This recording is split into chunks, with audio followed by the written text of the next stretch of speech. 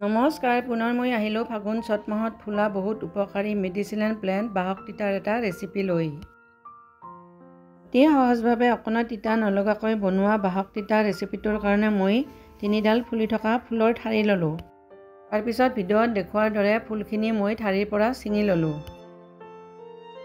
তাৰপিছত ঠাৰিৰ পৰা ছিঙি লোৱা ফুলবিলাক মই ধুই ল'লোঁ। ধুই লোৱা ফুল মোৰ এমুঠিমান হৈছে। ধুই লোৱা ফুলখিনিৰ লগতে মই এখন ডিছত 2টা বইল কৰি লোৱা মিডিয়াম সাইজৰ আলু, এটা মিডিয়াম সাইজৰ পিঁয়াজ আৰু পৰিষ্কাৰ কৰি ধুই লোৱা অকণমান কাটি লোৱা ধনিয়া আৰু 2টা কেঁচা জলকীয়া ল'লোঁ।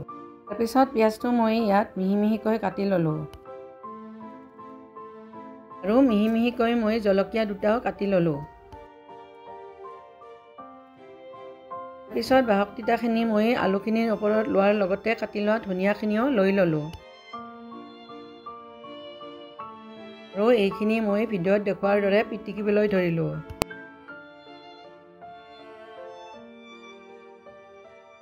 পিটিকি থকাৰ মাজতে ইয়াত মই প্ৰয়োজন অনুযায়ী নিমখ আৰু এখন চাহ চামুচেৰে 1.5 চামুচ কেঁচা সৰিয়হৰ তেল ল'লোঁ।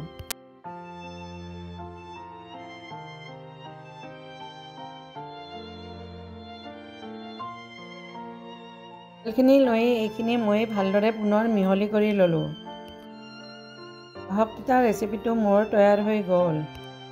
এনেকৈ খালে বহুত উপকাৰ হোৱাৰ লগতে ভাতৰ লগত খাবলৈ বহুত সোৱাদ লগাও হয়। ৰেচিপিটো চাই কেনেকুৱা লাগিল কমেণ্ট কৰি জনাব আৰু লগতে লাইক, শ্বেয়াৰ, ছাবস্ক্ৰাইব কৰিবলৈ নাপাহৰিব। আজিলৈ ধন্যবাদ।